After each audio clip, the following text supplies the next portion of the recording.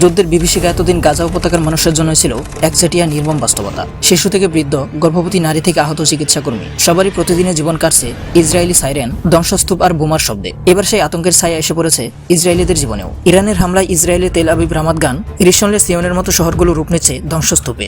সেখানেও ভোররাতে ঘুম ভাঙছে ক্ষেপণাস্ত্রের গর্জনে। যে সাইরেন এতদিন গাজার আকাশ কাঁপিয়ে দিত, এখন তা কাঁপাচ্ছে ইসরায়েলি জনপদ। যেসব আতঙ্ক এতদিন সীমান্তের উপরের বাস্তবতা বলে বিবেচনা করা হতো, সেগুলো এখন ইসরায়েলের মাটিতেই নিজের বাস্তবতা হয়ে দাঁড়িয়েছে। শুক্রবার ভোরে ইরানে ভয়াবহ হামলা চালায় ইসরায়েলি বাহিনী। সঙ্গে সঙ্গেই কঠোরভাবে এর জবাব দেন ইরানি সেনারাও। এরপর থেকে শুরু হয় হামলা, পাল্টা হামলা। ইরানের একের পর এক পাল্টা হামলায় অনেকটাই দিশাহারা হয়ে পড়েছে ইসরায়েল। আতঙ্ক ছড়িয়ে পড়েছে দেশ জুড়ে। শনিবার ভোররাতে ইরানি হামলা নিয়ে তেল আবিবের বাসিন্দা তালি হুরেশ বলেছেন, দরজাটা বন্ধ করে আমরা কম্পিউটার খবর দেখছিলাম। হঠাৎ এমন একটা বিস্ফোরণ হলো যে পুরো বিল্ডিং ধরে উঠলো। কয়েক মিনিট পর দরজা খুলতেই দেখি ধোঁয়ায় ভরে গেছে বিল্ডিং রুম। সঙ্গে সঙ্গে আবার নিরাপদ কক্ষে ফিরে যায়। হুরেশ এবং তার পরিবার 2 ঘন্টারও বেশি সময় ধরে সেই সেফ রুমে আটকে ছিলেন। পরে উদ্ধারকারীরা তাদের উদ্ধার করেন। স্থানীয় বাসিন্দা আবি কাটিনিও বলেছেন, আমি আর আমার বাচ্চারা ঘুমাচ্ছিলাম। হঠাৎ সাইরেন বাজতেই দূরে নিরাপদ কক্ষে চলে যাই। 5 মিনিট পর বিস্ফোরণের শব্দ শুনি, তবে ভিতরে থাকায় খুব জোরে শোনা যায়নি। বাইরে এসে দেখি আশপাশ ধ্বংস। এক বৃদ্ধ দম্পতিকে ধ্বংসস্তূপ থেকে উদ্ধার করি। এরপর আবার ছুটে যাই বাচ্চাদের কাছে। দেখি তারা ভয়ে কাঁপছিল। তেল আবিব হোম ফ্রন্ট কমান্ডের কর্নেল মাইকেল ডেভিড বলেছেন, এ ধরনের ঘটনা আমাদের আগে কখনো মোকাবেলা করতে হয়নি।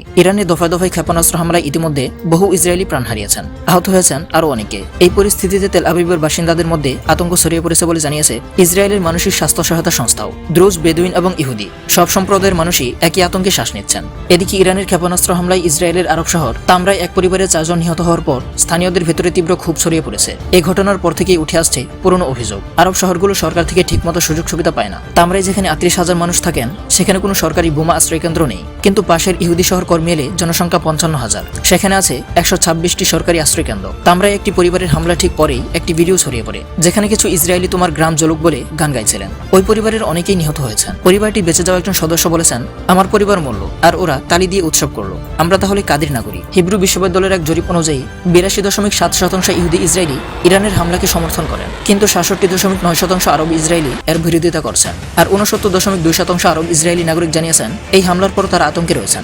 25.1% মানুষ হতাশা প্রকাশ করেছেন।